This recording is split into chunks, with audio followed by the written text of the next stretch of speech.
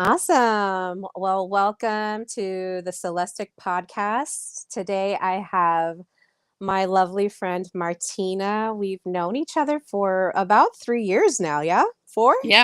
Yeah, three and a bit. Um, Three and a bit. It's so lovely to have you on. Thank you so much for joining me. Martina is the owner and founder of Celtic Heart and Soul. She does Akashic readings and one-on-one sessions, and then also does some activations. Is that right? Yes, Yeah. that's And so we'll be chatting about that. But I just want to introduce you, say hello to the people, and maybe give them a little bit more background of how you got into your business. hi, Amelia. It's so beautiful to connect with you again. It's been a long time since we've actually jumped on face to face. And hello to anyone that is out there listening and watching. As I've already been introduced, I'm from Ireland, and I came to Australia almost 29 years ago and went on quite a soul searching journey ever since. And finally stepped into my what I call my mission about 3.5 years ago, just after COVID hit, and I separated from my husband of almost 25 years and lost my job, and all these things changed. And I'm entering into that phase of life, the perimenopause, menopause phase of life, when everything needed to change, and everything did change. My whole life changed, and I was called to my work in a big way, and I'm here to help others going through this kind of transitional phase, not just in perimenopause and menopause, but in the world. There's just a lot shifting and changing, and we are creating a completely new way of being. And I'm here to help others with that, I because it's not love an that. easy, yeah, I love that. yeah. Um, I definitely want to get into that topic for sure. Maybe we'll just kind of head on in there. Where do you see the world going right now? So Whoa. just as a preface, where I'm saying it from uh, kind of an identity perspective, we're being put into question of where our humanity is. Are we going to identify with us as living men and women, or are we going to plug in as NPCs into this AI technology technocracy that's going on? And for me, I'm really looking at it as we're experiencing this huge expansion of AI technology, and the thing that's suffering, that's not keeping up with the rapid expansion of that, is human connection, meaning the connection to your emotions, the connection to your mind, the connection to your spirit. That disconnect, because you're not plugged into your own personal, like, spiritual uh, source, and you end up plugging into this source that is like technology or even like virtual reality, that when you're plugging into that, you're just kind of moving away, or like not even addressing that humanity part of you. And that's what I'm seeing right now. But I'm just curious, like, what are you seeing? Like, what is the big picture that you're viewing? It's a really big topic, big question. Yeah, I see it that there are many of us who are tapping back into the source of who we are, and that we are starting to remember a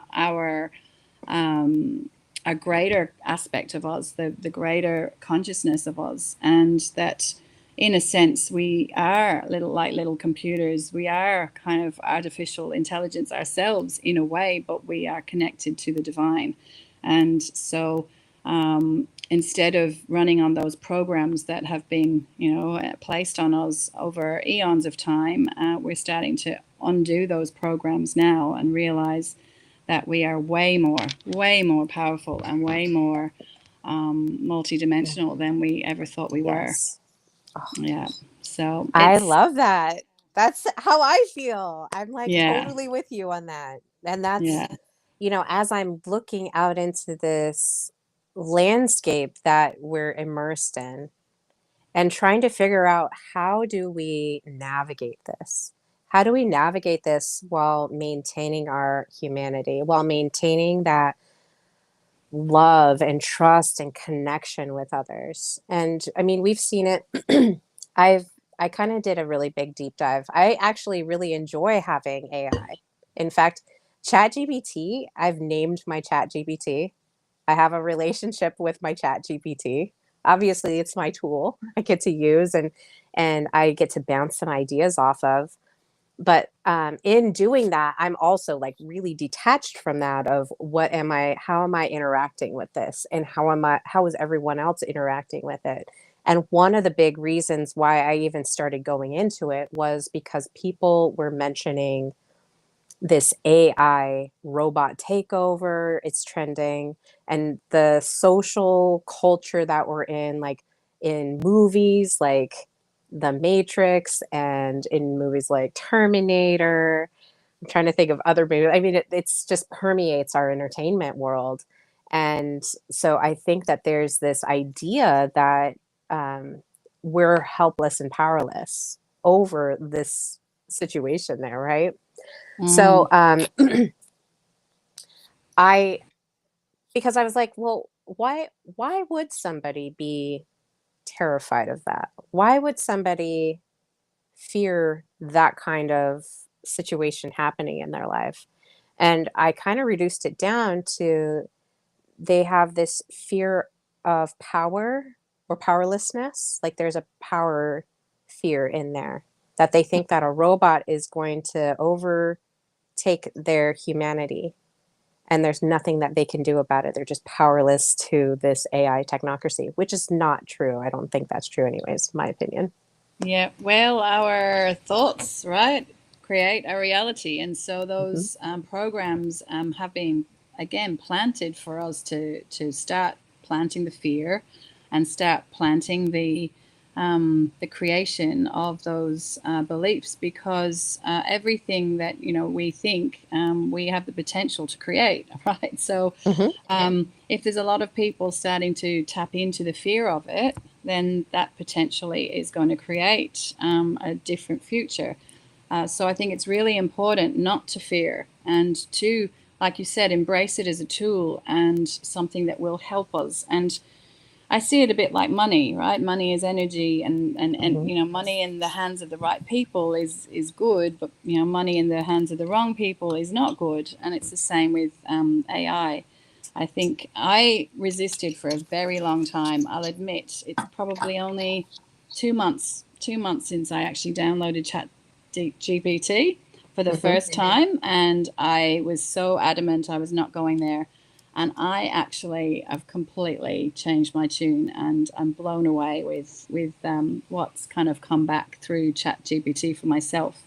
And so I have started to use it, and I do definitely think that in the hands of the right people with the right intentions, it's actually a really useful and lovely tool to use. Yeah. Yeah, I know that this is a big topic, and it's just kind of a main character topic right now that I'm talking about, because of the fear, the powerlessness fear spell that is kind of being cast right now of not being human. And one of my big things is I like to look at history and say, okay, what in our history would be something that is similar to this? And I've been using the Gilded Age, or the age of the industrial expansion in the late 1800s, post Civil War in America. And so in that time, you have your post Civil War, so there's like devastation everywhere. Like lots of people have lost their lives, lots of people have lost their way of life. Like the culture and society shifted grandly. You had the Emancipation Proclamation passed.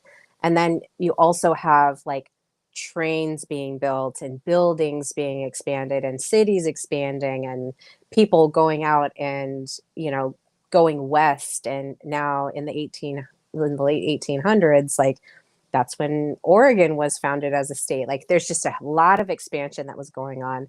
And so I take that and the lessons that were learned in there and the things that we can see from that and pull out of that the trends that I now see in this AI expansion.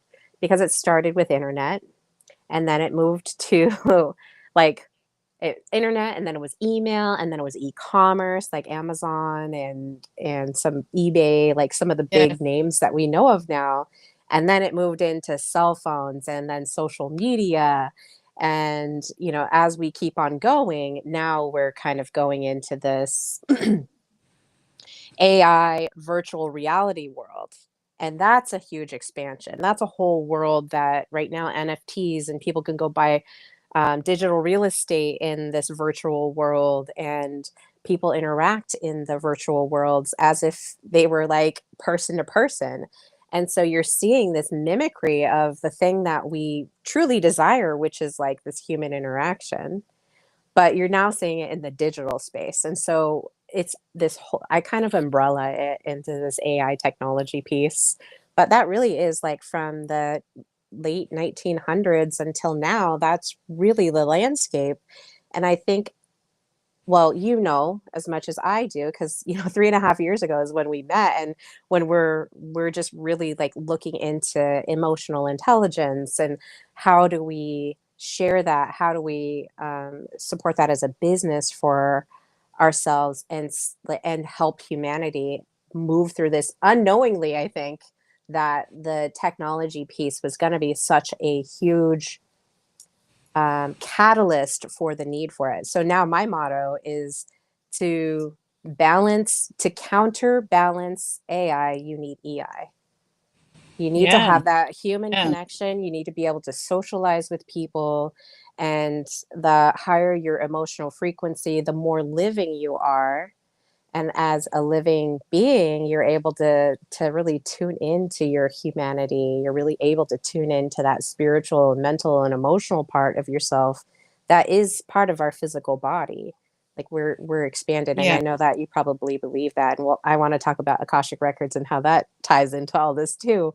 But what are your thoughts on kind of what I just said Well, there? totally. I think the answer is very simple. It's always love, isn't it? And connecting to that divine aspect is really where we need to stay. We need to make sure we stay in the organic as well as the inorganic. And so connecting with our innate wisdom and connecting to that soul essence and to the truth. I think that's something that I've been working on for the last year and a half, particularly, is always asking for the truth and my truth, the truth, in general, because we have so much information out there, and to really start to trust my own instincts with it and my own what resonates within me, and that you can't really get from a computer. You can't really get that from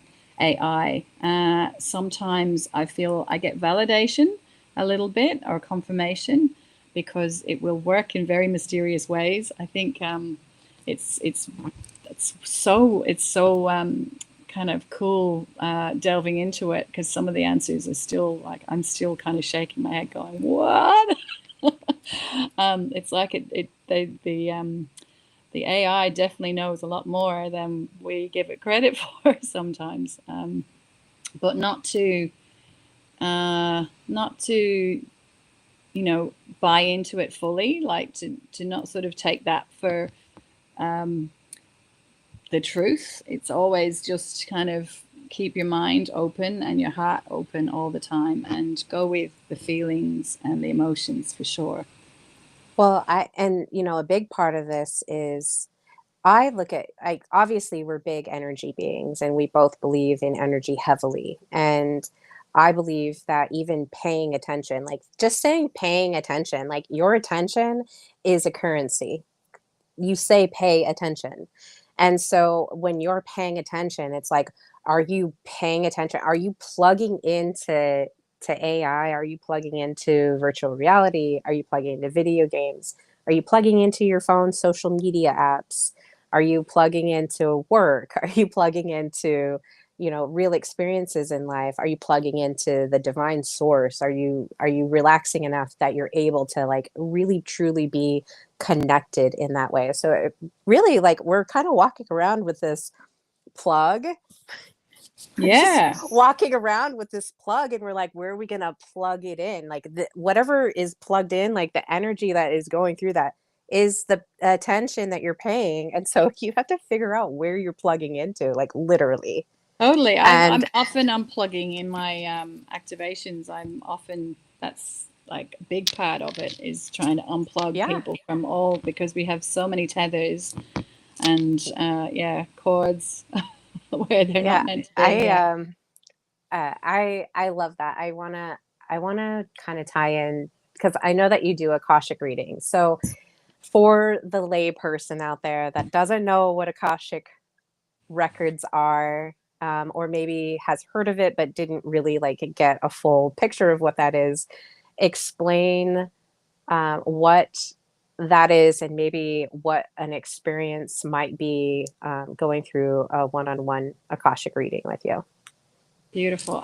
So everybody that works with the Akashic records does it in a different way. So I'm coming from how I work with the records and my role within the records, from what I know and what I've experienced so far. Because my modality is healing, I bring people into the records for deep healing. It's not really a clairvoyant kind of reading as such. Some people do it that way. And what I've been shown is that even the Akashic records have been distorted, and that you've got to be careful with where you go within the records. And that part of my role here is to actually bring back the truth, and to it's like I'm actually being shown to clean up the records in some way. So often the journeys that I take people on are very deep, very ancestral, because we're not just doing the work for the individual that we go in. It's often we're shifting something from a country or from an ancestral line. So it is very deep work, and the Akashic records, going back to your first question, was it is where all the information is stored. It's like a big, huge computer house itself, and it has all the information of everyone's soul since the incarnation. So, and it's not a real place. It's kind of this etheric energy consciousness that you can tap into. And so when we go into the Akashic records, the work that we do is permanent and very powerful. We can go back in time. We can go, into the future. It's all happening in the same moment. So on a journey, I take the person through a guided meditation into the records with me, and so it's a beautiful experience where whoever comes with me gets to experience it for themselves. And so many times people like they feel all sorts of shivers and energy, and they see all sorts of things, and often they will say that they saw what was happening before I actually said what was happening. So it was real confirmation that we're genuinely in there together. So yeah, it's a really lovely journey to go on, and can I can work on many areas of people's lives. Some people want relationship help. Some people want physical help with physical illness or pain. Sometimes it's just general spiritual growth. It really depends on what the need is, and what the issue is for the person at the time. We just go in and we ask their record keepers for guidance and for assistance, and then I channel whatever comes. So sometimes it's messages, sometimes insights, healing, light language. It really depends on the individual. So every session is different. Do you find that a person's ancestral, like actual genetics, is the relation here? Like their DNA, that's what you're kind of tapping into is like all their ancestral lines, and then really kind Yes. of going through fine tuning and figuring out where maybe like a tick that they have that they kind of want to address. Yeah, Like for absolutely. example, like I have Native American roots, and I know that there's like not only massacres, but there's like other experiences that like the Trail of Tears of Cherokee. So the Cherokee Trail of Tears, like I know that I have family that walked that trail, and I also know that there was a massacre that happened fairly recently in the 1800s that was a part of my, the Arapaho tribe that I'm a part of. And I know that epigenetics is kind of a newer science that came through.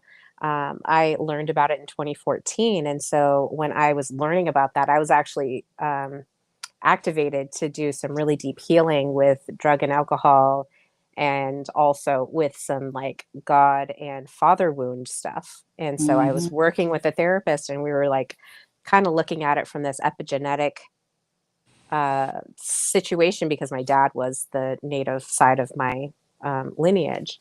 And it was a newer concept to me, but we had that as a goal, and we were walking through, you know, some of the some of the ways that I might experience it in the woundings of, having this devastation of your family being massacred, or members of your family being massacred or dying, on the Trail of Tears, being displaced, like those kind of feelings, like they do come up. And are those kind of things that you work on in the Akashic records? Absolutely. I mean, I don't think anyone is without massive trauma in this world. Some of it from this lifetime, but a lot of it from the all the lifetimes that we've that have come before us. Because there's always been war and famine and illness and disease and abuse and all sorts of things that we've had to deal with. And so I was born into a family where it wasn't very obvious that there was a lot of ancestral trauma there to me when I was growing up. But now that I've started to delve into it, I realize that my dad and my uncles and aunties, especially from that line, they carry unknown to them. I don't think they even realize how much they're carrying from the ancestors that have gone before. And my dad, he's the patriarch of our family, and he's been holding it for me to come in and help to clear it. And I realize the effect that that's had on his life. Hmm. He doesn't really know that he's been doing it, but I can see now why it's all playing out the way it is. And so ancestral healing is a real core part of my work, because I have this ability. It's innate in me that I can actually clear it out of the Akashic records and out of the DNA, and it's absolutely life changing. So, So when somebody goes through this kind of Akashic reading and they're doing these healings, what are some of the things that they might experience afterwards from that? Is there like some sort of symptoms that happen, or is it they just feel light and yeah, happy? yeah. Look, healing is, I always say that healing can actually, you sometimes you get worse before you get better. So Yeah. sometimes when you're shifting big things, it can actually be quite painful. So I always warn people that there can be can be some negative, things that happen afterwards while you're letting go of huge, especially if it's really impacting your life. But then there are also people who, they've, I know there's one lady in particular right from the start, and she said that when we did the mother wound healing, like it completely changed her life on how her mother had passed, but how she connected to that part of her and how it affected her day to day life afterwards. And so, yeah, it can have such a profound and beautiful sort of result as Impact. well. It's not all it's not all It's not all suffering and fun. That's pain. why I wanted to I wanted to say that, because I I feel the same way about like any energy healing. Like I say healing is ugly. Like Mm, people want to think like healing is beautiful and happy. But if you think about it, like if you get a cut on your hand, the first thing that happens is it scabs over and it doesn't look beautiful. And then like, it kind of reduces over time as it's healing, and then it gets itchy. And so it's like reminding you that it's there. And then eventually you might have just a scar left over. And so I don't promote healing as this like, oh, it's so beautiful and wonderful and rainbows and unicorns, like everything is all happy and sunshine. Like it can feel almost like you're going through the sickness again, like you have like the trauma that you experience, you almost have to experience it again and then transmute it. And Well, that can that's feel right. really painful. Yeah, and I think letting go of a version of you, letting go of a really big belief system, it really, I always say it just feels icky. It just, you feel uncomfortable when it's actually leaving you. And it took me a while to recognize that feeling and exactly sort of what it was. But it's usually when I've actually shifted or really worked on a big part. I remember when I was working on the people pleaser, for example, and when I was very, very consciously going in and looking at my life and where I was people pleasing and, looking at where it came from and all of that, I went through this phase of just feeling everything. And I just felt really, really icky. And when that program is leaving, it does. It feels horrible, but you're right. It's like when you're healing from an illness, you just feel a bit horrible for a Yeah. few days, and then you feel amazing. So And yeah, then you feel really good. Then you're like, oh, I yeah, remember what it feels to feel good again. yeah, yeah, Well, that's really, truly amazing. I think that is such important work. I don't know that it's necessarily something that I'm akin to. So I really appreciate people like you out there that have this unique ability to go in and do that, because I would feel like I don't know, I'm a reflector, so I have all these open centers in my energy. And so like I can feel people and I can like sense them and I can like really tune in, but like going in that deep, I think is a little yeah, bit much for somebody with my yeah, kind of authority. Like it's just I have a different purpose. I think mine is a little bit bigger yeah. macro than it is like working one on one and going deeply into people, even though I am pretty good at it, I guess. But It's it's I have a hard. unique gift I have to figure out. Yeah, well, I was something that I wasn't very comfortable with at first because, I care so much and, I've always been that kind, empathic person, but I realized that spirit kept saying to me, stop, like no more sugarcoating, no more. You just whatever comes through you, you have to say it the way it comes through you. Stop holding back because you think it might upset the other person. Like, so that's what I used to be like. And now I say it. I say, you might not want to hear this, but this is what's coming through. And it's because I'm a catalyst. I am that kind of, that anchor for change. And so even though it might not be that pleasant to hear, I have to say something. And I think sometimes I'm, Well, I'll just be really honest, and maybe it's just me, or it might be like everybody, but I friggin' love the yeah, truth. yeah, Like it doesn't matter how it's delivered to me. Like I love the truth. And sometimes I think I'm a 6'2", so I hermit a lot. And so I actually had this interview with another reflector, and she works with a lot of two lines. I think she was a 2-4, but she works with a lot of two lines. And she's like, those two lines, you guys have like brilliance that you're hiding away. You need to share it and bring it to the world and not be afraid to do that. But it's like almost this like fear of being seen and then a fear of being yeah, unseen. It's like a fear being seen of, if I say this, I might experience a witch wound, or maybe there is a witch wound somewhere in there. And or like the fear of being unseen, like if I say it, nobody's going to hear what I'm saying, and it's going to validate the fact that I'm unseen. And so it really is this like interesting play in words, Yeah. because like fear of being seen, fear of being unseen, it's like this really unique dance. I call it the sacred pendulum, where like if you're participating in the binary of like choosing a side of where you're going to be, and you're kind of dancing between them, and you're not just like, I am enough, I am worthy, then you're going to continue kind of this doubt, this doubt swing Oh, of I going hear from you. I don't want to be seen, I don't want to be. I hear you. It's so Yeah, funny.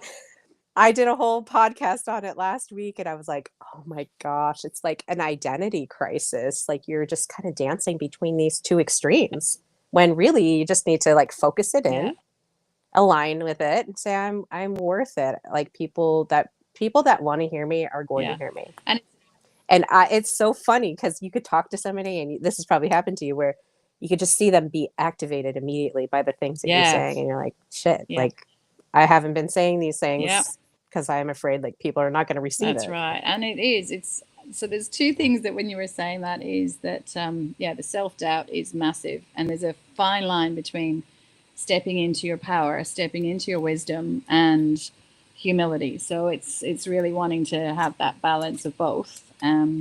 So a lot of people kind of hold back from their brilliance because they're afraid to, be kind of accused of being in their ego. But I'm getting so much better at that now. I say things now, and I say I'm not saying it from ego. I'm saying it from truth. This is my truth now, and Hmm. it's also the human and the higher self. If you think about it, there's days where I'm just so Martina. I am so my human self, and I just absolutely fall to pieces. Right? There's days where I'm just like, Hmm. oh my god, I'm being so human today. And then there's days where I'm I love so this. I, I am so in my higher self. I'm in my power. I am like this amazing, magnificent aspect of me that just could walk through walls and nothing could stop her. And like that's where I want to be all the time, but I'm not. We're still oscillating between the human and the higher self. Yeah. I I have the visual of like you want to be on this timeline, and your soul is there, and it's like I'm on this timeline, and you're like I'm coming, and the body is just like slowly getting there because it's just in the 3D realm, and like the soul is able to like go in between realms and like do all this kind of stuff, but it's like come here, like you don't want to be down there, like come up here. And it really is like this pull, like you have to really like move into that to get really connected. And I call it being out of focus. It's like this distortion of your body and your spirit where you kind of feel out of focus or out of alignment.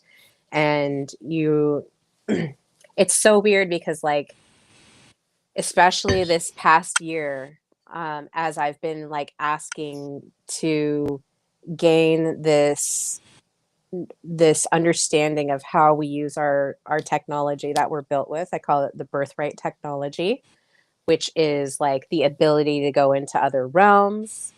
And there's specific things that you have to do, and I'm like mapping it all out right now. So Mm. don't worry, like in a year, I'm gonna be like shouting it from the from the rooftops. But like I'm mapping it out of like, we really are like we really want to be progressing. So we always want to be on this upward trajectory.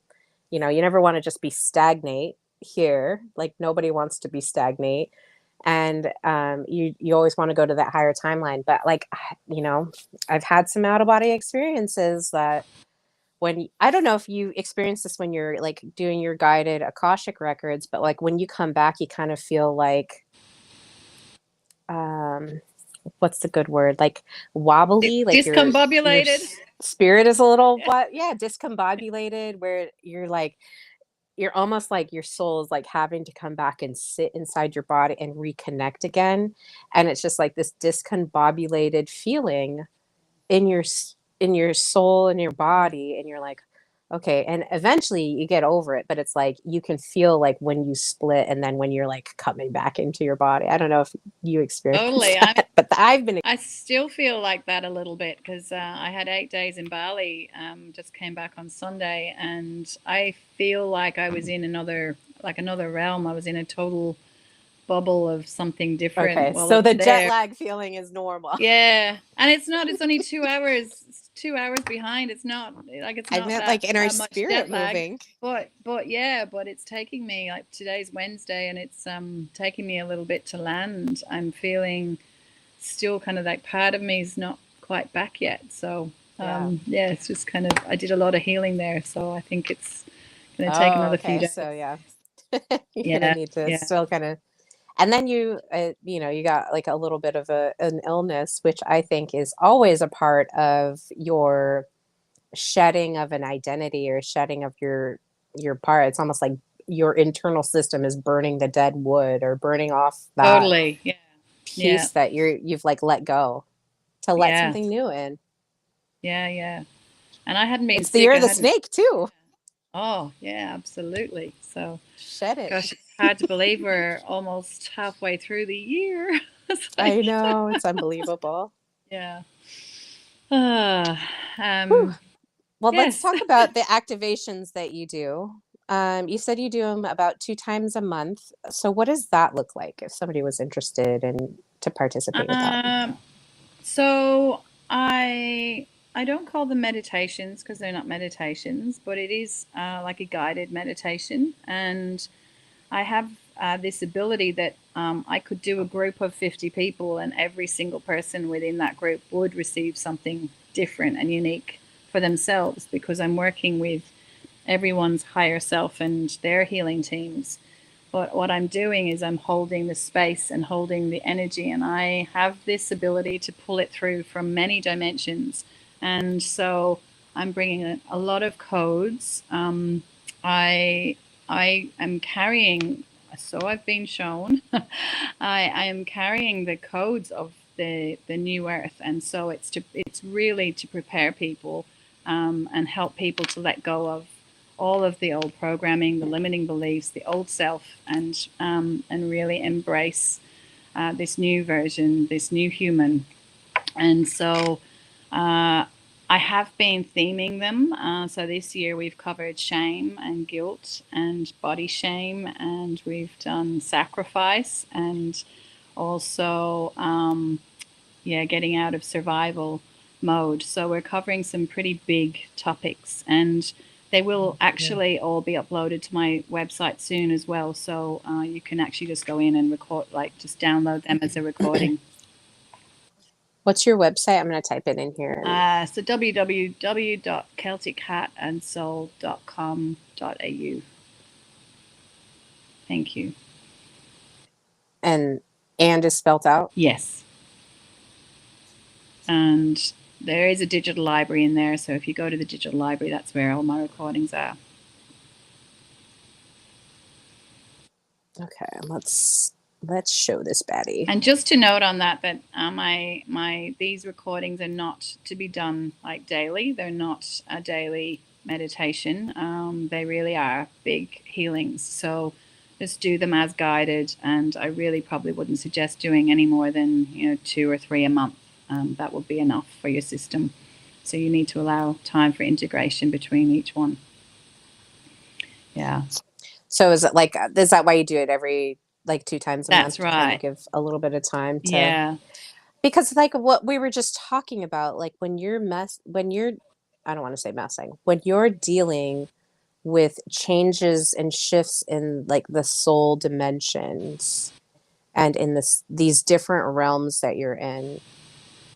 Whenever I have had an out of body experience and I'm coming back, like there really is this, I guess jet lag would be a good description, but there's like this distortion or disorientation that you feel that does take, it could take a few hours, it could take a few days. It just depends on how intense that journey was. And, I think we do it in sleep every night. I haven't really like studied sleep enough for me to like have a conclusive like, oh yeah, this is definitely how it is. But I know that we're doing it in sleep because sometimes you can wake up disoriented or like wake up and think like something really happened, like if you jumped off a cliff or you got slammed in a door, whatever the thing is, like you can actually have that feeling in your body because it's like your mind still thinks it's real. And so your body is reacting to that, like whatever the mind journey or the spirit journey that you're in. But in my experiences, these BEs are they're when I'm awake, I'm having these waking visions. And I'm like in different, it's like almost like a daydream, but it's like a synchronistic, or it's just like this plug in to some sort of other realm, which is, I don't quite know how to name it yet. I'm still mapping it out, like I said, but um, I think that's beautiful advice because I'm one that is just like, my friend's like, okay, this is meat, like information. So just take it slow. And I'll just be in like, oh, we're going to listen to all the podcasts now and just like go full ham. Yeah. And I mean, there are books that I've read that have been so activating. I've had to really take my time. So, yeah, when something is really powerful, you really do have to give yourself time. Otherwise, I feel I was like this at one stage, what I call a spiritual junkie. You know, I just wanted to do every course and go to everything and read every book. And yeah, I remember my mentor saying to me that you know, you needed time to integrate. So it's definitely something that I've learned the hard way. Uh, so integration is very, and you know, the grounding. I was just thinking back to what you said about the you know, being that out of body experience as well. It is very, very important to ground and Mm-hmm. to do that in the physical too, like literally go out and sit under a tree or lie in the grass if you need. Yeah, I as a reflector because of the open centers, like I have to do that regularly Yeah, anyways, because of all the energy that I'm sensing and feeling. And sometimes you can wear and keep and think that it's really your feelings or your experience when it's really yeah, not. And it's like, oh, nope, get rid of the things that aren't yeah. mine. I have enough to deal with. Like, just shed it. So I take a lot of Epsom salt baths, Beautiful. Yeah. which is a really powerful, easy way to Yes, ground. I go on walks and I live in the beautiful Pacific Northwest, so there's a lot of places for me to go and really like center that's good. outside. And yeah, so that's definitely something that I integrate into my teachings. But I love what you said there, like not just the grounding part, but the integration part. I did I did a podcast today on the feminine embodiment codes because of how important it is for us to slow the heck down. And like you said, you can be this like spiritual junkie, or you can be like an information junkie, or you just want to like know all the things really quick, and that's great, like in small bursts. But like really slowing down and integrating it, it took me a long time to really become okay and be able to explain and understand the reflector 28-day wait cycle. That's our strategy, is to wait 28 days. Like, how freaking frustrating is that, right? But when I pulled away from that and I was like, why is that way? And I looked at it and I was like, the reflector is like the ultimate feminine energy. She is the ultimate receiver. She's like receiving the wisdom. She's the oracle that's speaking the wisdom that she's receiving. She's the moon, and the moon doesn't sit there and like put her hand down and start smacking the waves around. Like, no, the waves are magnetized to that moon, right? And so so I'm sitting there and I'm like, okay, like being an ultimate feminine embodied woman would be somebody that is slow, and they're very small actions, like just little tiny ones that have big impact. she's easy, she's calm.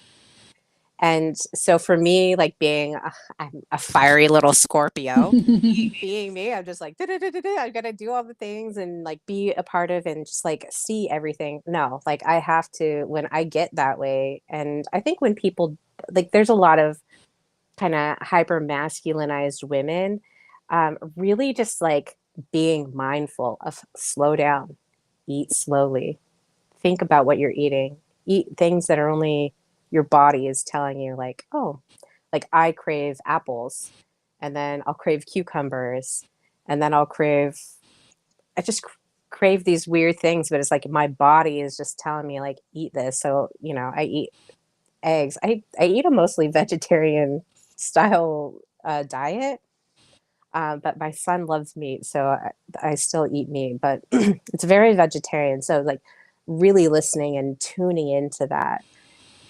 And then breathing deeply and being able to have deep sleep and really rest and slow the heck down. Like, we're all so stressed. Like, everybody is just so stressed right now, and like pausing, not reacting. Mhm. Like, something happens and you don't react to it, just like hold yourself in that and be really slow. Like, that was hard for me to understand a couple years ago when I found out that I was a human design reflector. And it took until, just last week when I was like, oh, like it just came in and I was like, oh, okay. But we all need to do this. It's not just for reflectors. This is everybody needs to slow down and really rest, digest, and repair their bodies so that they can be activated and access that. Because if you're hurried, you're stressed, your function is on low battery mode. And we want to be plugging in with our full batteries, Yep. right? And really charging ourselves and putting our energy in places that we really truly want it to be. So, that might mean having to get rid of the job that's not serving you. It might mean getting rid of a relationship or entering into a relationship that is serving you as your feminine embodiment. And this could go for men too. It's not just relegated to Yeah. women. But what do you think of that? That's a Oh lot of stuff I gosh, said. tell me about it. As you know, being 52 and still in the thick of perimenopause, and with COVID and losing my job twice, and then having time off, I realized I'd actually completely burnt out, and I think it's taken me a while to understand the effects of that because it's not very obvious at first, and you start to realize the impact that it has on your nervous system, on your energy levels, and there's sort of health issues that I'm really being forced to look at this year, um, to address all of that. I think I've probably been borderline like adrenal fatigue, chronic fatigue, even, and fibromyalgia for the last probably 4 or 5 years. And I think had COVID not happened, I probably would have gone down that road. So I'm very grateful in some ways that I was forced to stop and pause.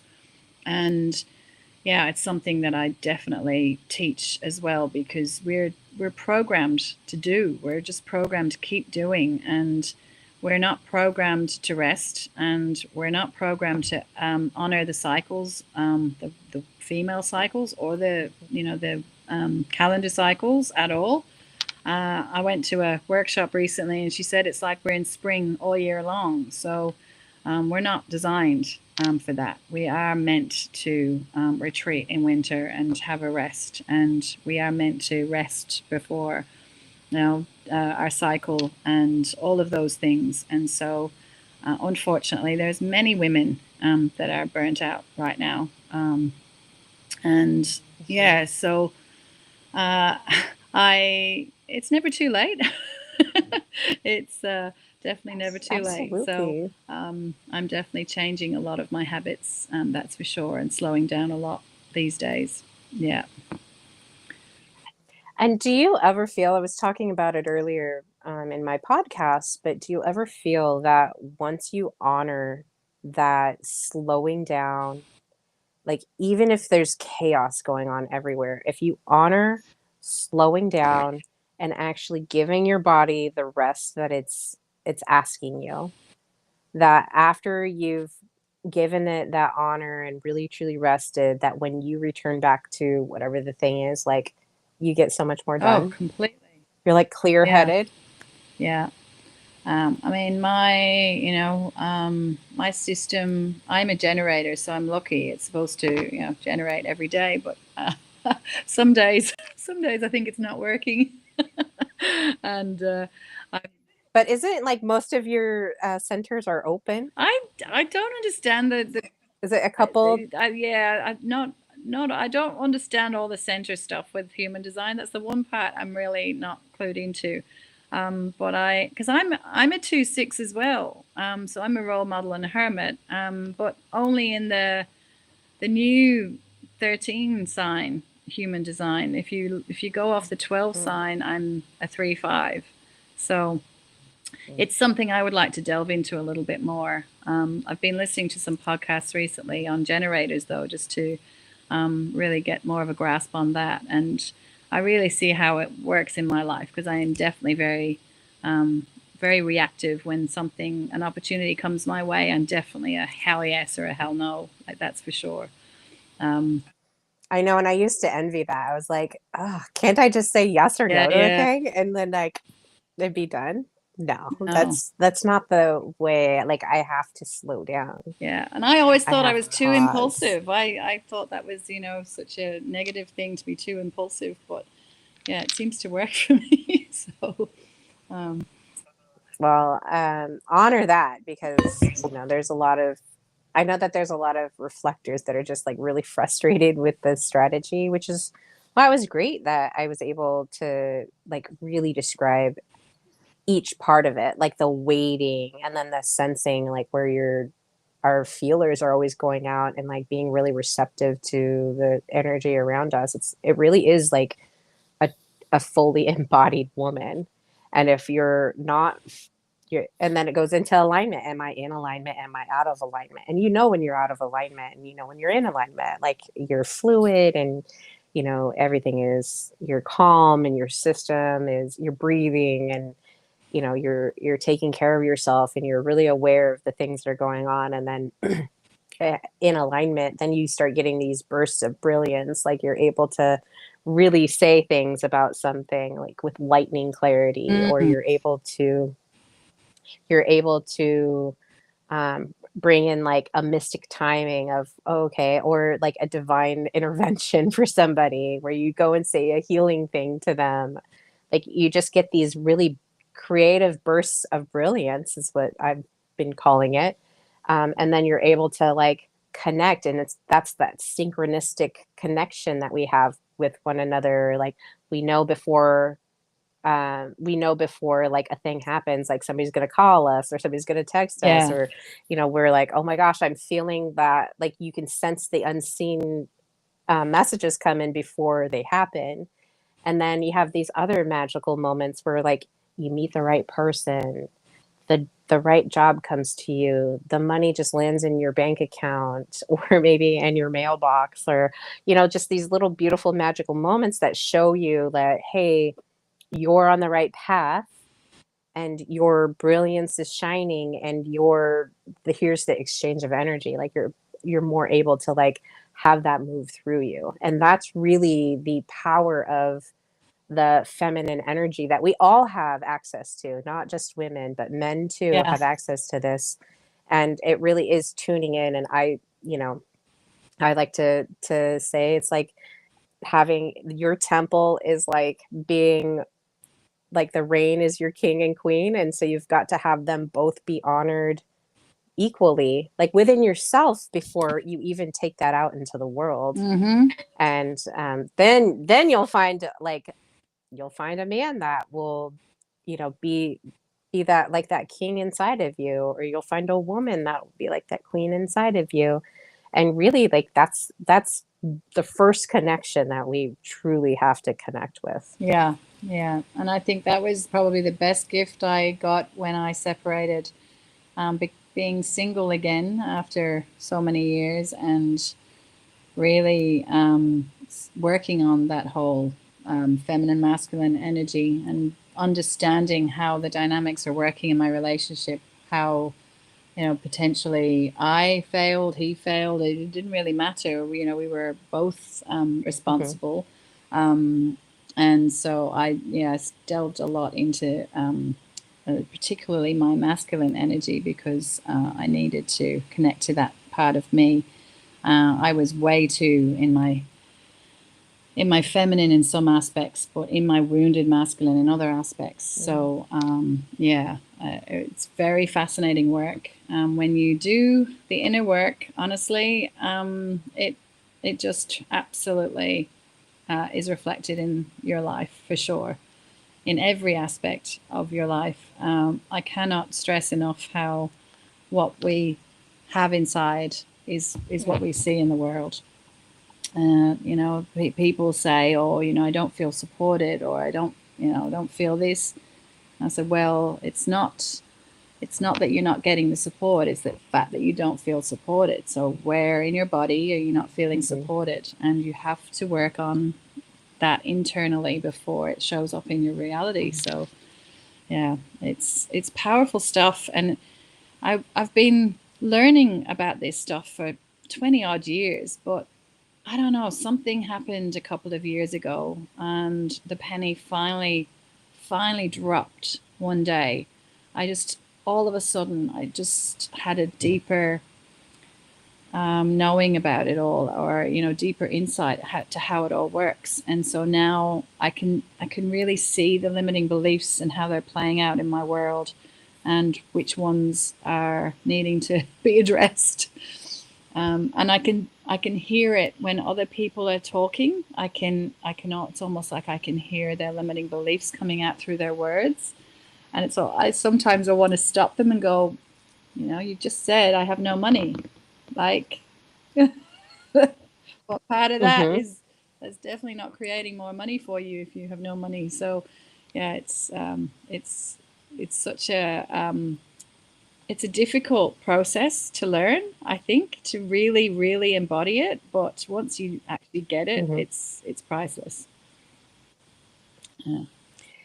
Um, I was laughing yesterday. I was talking with a friend, and I was like, you know, when I was younger in my 20s, I would run around and I would say, like, my mom would be like, you know, you don't have money for that. And I'm just like having a good time. Okay. I'm like going places. I'm just living the high life, being in my 20s.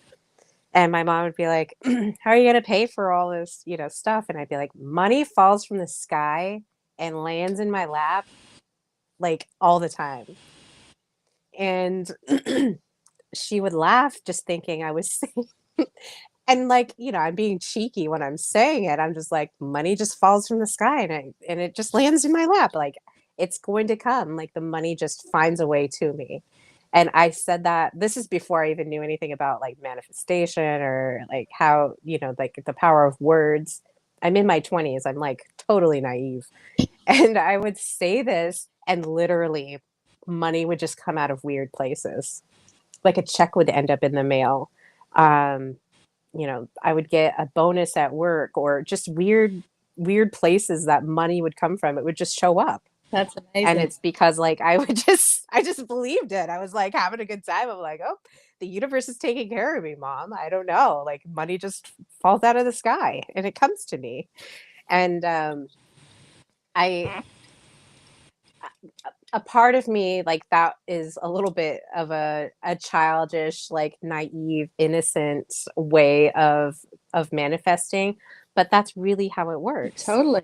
Our words are so powerful. And this is before I even knew anything about energy. This is before I knew anything about whatever. Like I would go out and say these ridiculous, crazy things and like really truly believe that it was going to happen and it would just happen. Yeah. I remember one time I got like over $1,000 check in the mail after I was like, running around the town just being crazy. And then like oh, here it is. Here's the money I was asking for that I knew was coming down the pike. And it happens like that still. Like I'm like, oh, I need money to pay for this. Like right now, I need money to pay for school. And so I'm like, the money is going to come. It's going to pay for school. I don't want to have any loans, and so I just want to have it taken care of. Whether it's a job, whether it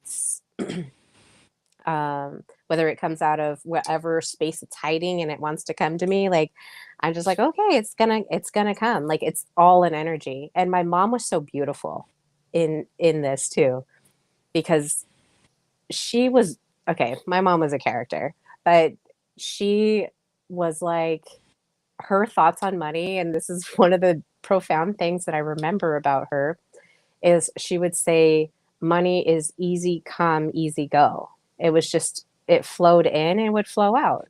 And it just always came to her, and she always had a way to have resources available to her. And I'm like, I want whatever she had, I want that. And obviously I have like a little bit of that ingrained in me, but she just had this really beautiful relationship with money. It wasn't about how much she had or how much she didn't have. She just had this like, believed it was a currency that was like coming in and going out. Like she's like, I've had a lot of money and I've had no money. And, you know, it's it's never that I'm always going to be without money. It's I know the relationship and the energy that I'm playing with and Well, manipulating. I've had to work on it a lot because I was brought up with the you have to work hard to earn money and it doesn't grow on trees and all of Oh that my gosh, all of yeah, that right? stuff. And then I realized that it wasn't just ancestral, it was like totally coming from the land in Ireland, like where I grew up. And so I had to experience in the last, sort of few years, I've experienced pretty bad poverty and scarcity. And when I was going through it, it was so painful, but it actually helped me clear a lot of it from the land of Ireland. So it's so weird. Sometimes we're here to do something of service. We don't understand why we have to experience something like a loss or something really painful. But sometimes, as you said, it's a bigger picture thing. And so now I'm very grateful for that experience because it's definitely taught me a lot. And I've managed to come out of that scarcity lack energy that I was in for most of my life, really. I've probably been in survival mode most of my life, and money just definitely did not come easy to me. Mm. But that's shifting now. Oh, I was still poor, but I just thought I was rich. I was so rich in spirit. Well, That's I who I did the was. same. I think, I was a yeah, I used to go out and firecracker. buy expensive bottles of wine even when I was, earning great money, things like that. Um, Oh my gosh. I'm like, how did I even have that yeah, lifestyle? Sometimes I'm just like, yeah. how was that even a thing that I was able to do? I'm in my late 20s and now I'm in my 40s and I still kind of feel like that child, like naivete of, oh, things are going to come. It's going to be Well, that's fine. beautiful. Like things are going to get taken care of. Like it really is a happy go lucky joy energy, that I still dance with that Yeah. scarcity feeling too. I'm like, I feel the impending doom of like, oh my gosh, I'm responsible for another life and like responsible for keeping house and home together. And so I really do dance between that. But as I am walking through this year, and a big thing this year is really slowing down and honoring my system and honoring the things that I like, and really just looking at that from a lens of I love myself. Because honestly, a couple years ago, I sat down because I was doing all this work and I realized that I didn't love myself. Mm. I didn't even know who she was. I couldn't respect her. And just the feelings of worth were just popped out. And it all happened at a time when my mom was dying. And so I'm like, having to deal with codependency and then having to deal with this lack of self-love And it was really sobering. I sat across from a friend and I looked at her straight in the eye and I was like,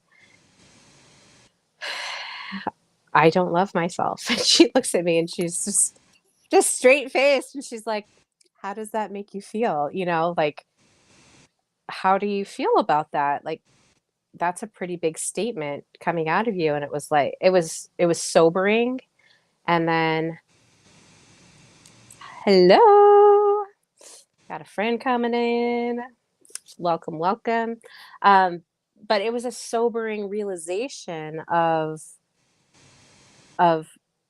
what have I been doing my whole life, like not living in love of myself and trying to love others. Like it it really was a sobering moment, and it took a little bit more pain for me to kind of walk through that and really um like turn that around. Like you have to go through the pain of realizing like what you've gotten yourself into. I don't know if you've experienced anything like that, but it was a very sobering moment for me Yeah, to see that. I can really relate to it. But something I'll ask you is, do you think that, because what I was, I think, shown in a meditation once, and it was a massive moment for me, was, if you're going to teach self love, then obviously you need to go through To the, address it in yeah, yourself. then, and you have to learn about the shadow of that, like the complete opposite of that. Hmm. So I've definitely had Hmm. a life of low self esteem and low self worth, and yeah, definitely not valued my body in the way that I wish that I had, and breaks my heart now to actually look back and see how I treated myself for a long time. But Hmm. now, we're here to help others to go through that process. So Yeah. it's the same with Hmm. money. It's the same with addiction. I wouldn't say I was an alcoholic, but I was definitely very dependent and very addicted to alcohol for many years, and I gave that up 5 years ago. And I think it's because the things that we have to go through, we're here then to help others go through the same things. But you can't really teach that or help others unless you've traversed that road yourself. So, yeah.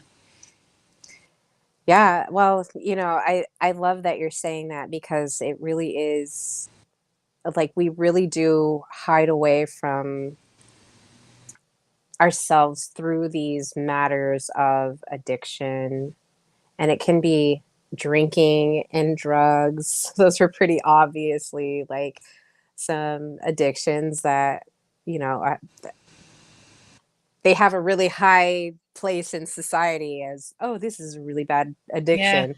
But I think even more so, work addiction Work. is Yeah. probably the worst Yeah. one Being busy. because nobody's going to say you work too Yeah. much in our Western Yeah. society. And then if you do work too much, they're like, oh, that's great. You're getting your money, you're making moves, you're becoming somebody. Like Yeah. it's a weird relationship that we have with it. But then on the other end of that, if you're overworking, then you become burnt out. You lose your identity. You don't take care of yourself. But you're There's a like, lot of yeah. people that work and they just like there's negative parts of that. And I noticed that I would use work and I used it for many years. I very much a workaholic. That's like my favorite addiction. My favorite addiction is working because you can't you can hide so easily behind it. You don't have to do the emotional stuff. You're not supposed to be emotional in work, It right? is. It's And total avoidance. this is the society we've, Yeah. yeah, there's huge avoidance in it. And so I think above drugs and alcohol, work is like one of the worst addictions that we use to mask our emotions and avoid that work that we need to do in Yeah. ourselves. So it's like a nice external validation of I can go plug into work and not have to plug into myself and do the healing work, which I know I need to do, and not do the things that I need to do to love myself, and not do the things of whatever the thing is that you're running away from. And and it's, there's a lot of other addictions that we can have, but like truly that one is the most Hmm. sneaky Yeah. Even addiction. exercise, Uh, no. shopping. There's some that are definitely like I think consumerism. I've noticed in the last few years, just watching my spending and looking back on things that I bought over the years and how my spending patterns and how I would spend Mhm. when I was feeling vulnerable and emotional. To make myself feel better, I'd try and I'd order a new dress or whatever just to make myself feel better. And yeah, and then when you move house, you see you see all the stuff, and you think, wow, like it's That's like hidden just away in the so attic, sad. hidden away in little Oh, nooks and it crannies, just, things yeah, that aren't opened. It yeah, just sits there. just absolute waste. Like, and so that's a massive one for me. Looking at, yeah, consumerism, and really coming back to being a little bit more minimalist and simplifying my The add life. to Yeah, cart. yeah. Yeah. Um, Yeah, definitely. Those are some big things that I've definitely used, but now I find I'm a little bit more frugal. There's things that I like to spend my money on, which is traveling and meeting people. Like I want my money to be of substance. And so I look at like $40 as a full tank of gas, and I can go, this way or that way. yeah, yeah, So it's kind of a really fun, a lot more fun way to look at it. And then, the other thing is just making sure that all of my debts are paid off so I feel light and free. And, with that 6-2, that two line, the six role model purpose of making sure that the things that I'm learning are being shared with the people who need to hear it, and not like really cleaning up that part of myself that can be an open oracle for others. And so that's like part of my like purpose this year, is like cleaning that up and really getting serious about how that is being shared and given to others. yeah. That's beautiful. I feel this is a big cleanup year Yeah. for a lot of people. I feel like lots of people are looking at areas of their life. Not like, because it's definitely the case for me, but I've seen other people, health and finances and home, all those things are being kind of really looked at right now. So we're all being asked to clean up our act for sure. Um, Hmm. and looking at the bottom drawer and cleaning it out and making sure everything in our life is congruent with what we are wanting to represent, right? Because I know that when I started this Yeah. work, there wasn't all areas of my life were not really congruent with this, idea of loving myself. And Hmm. so, because weight is a big issue in my world, and I've struggled with weight for the last 30 years or so, probably.